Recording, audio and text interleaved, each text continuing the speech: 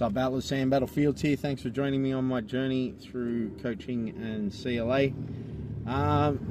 So, had a good session this morning. There was a question asked. So I played a game that we played. It was like probably one of the first games I ever played with CLA under Alex, and it's still such a fucking good game. Whereas essentially you're in half guard, you're not moving out of half guard, but you're disengaged from the top. So person is, they've got their full posture, and person on the bottom is disengaged, right? The goal for both people is to attach chest to hip, right? So however that may be, their goal is to attach their chest to the hip. And a couple of the conditions that need to be met, well, you need to be able to get your head close to their hip in order to attach to it. And yeah, it's just like a really constrained skirmish, right? But within that, there is a ton of opportunity, a ton of movement, a ton of destabilization. But you have to get really super tight, and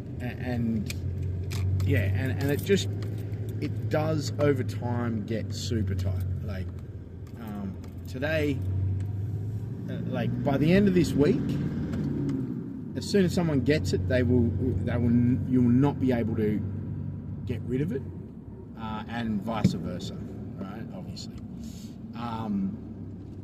But a really good question came up from Levi, because we then opened it up. So it was then the hip array, so they could get on either hip, and the person on top. So if you could get them on their hip either side from underneath, you win. And the person on top, their win condition was move to side control or a mount, right? And what ended up happening, Levi's question was, and it was really, really good. So bringing it back to a couple of other things as well, where we open up the layers of complexity and affordances that are available to us, and we're able to do more, but then when we get in that game, we're unable to, because the attentional focus is so specific on being that super tight that people end up, like being super, super tight and not allowing any of these other things, which is kind of, it's interesting, because this is something that that recently I've kind of been contemplating, as that I forget what what video it was, but it was one of Greg's, I assume, where he's basically like, yeah, you want to open up and then bring it back down. Maybe I'm completely missing that.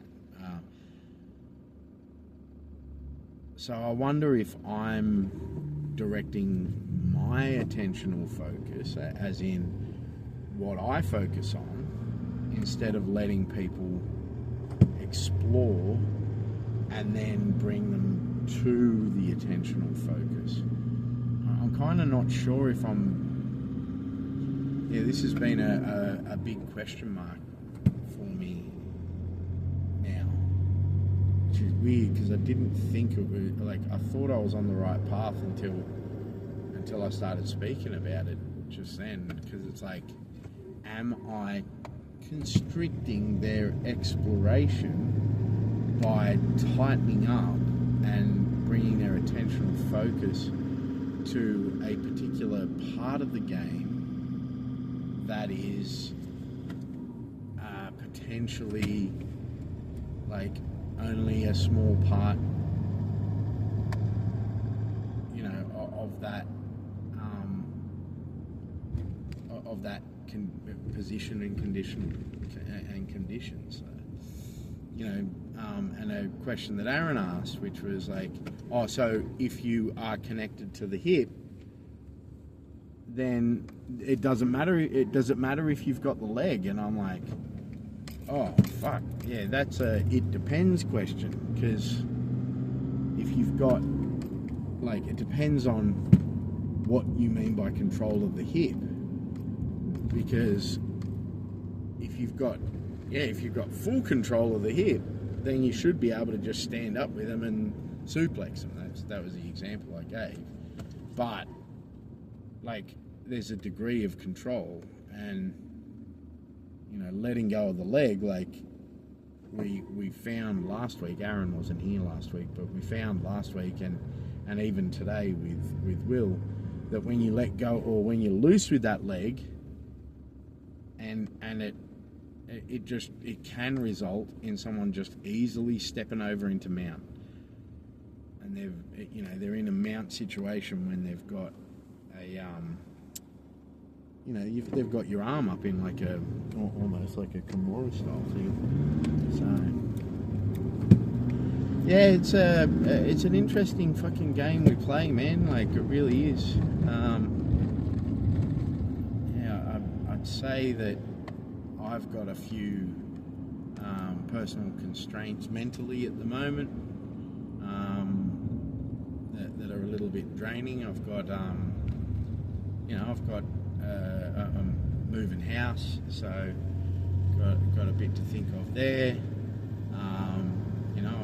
I've got a bit of an emotional hit at the moment because I feel like I'm not being supported in a couple of ways, like mentally with a few things. So just my personal constraints, or individual, I can never remember properly what they are. Is it personal or individual? Personal constraint, individual constraint. Maybe it's an individual constraint. But yeah, whichever one means like the environment, part of the environmental constraints more than the constraints you put on yourself. Is that a personal constraint? Yeah. Anyway, I really should fucking look that up. If anyone knows in the comments, let me know. And remind me. I'm not really up for rereading entire books at the moment. I might jump onto Discord and have the ask. Anyway, Sam Battlefield here. Thanks for joining me on my journey. War and peace.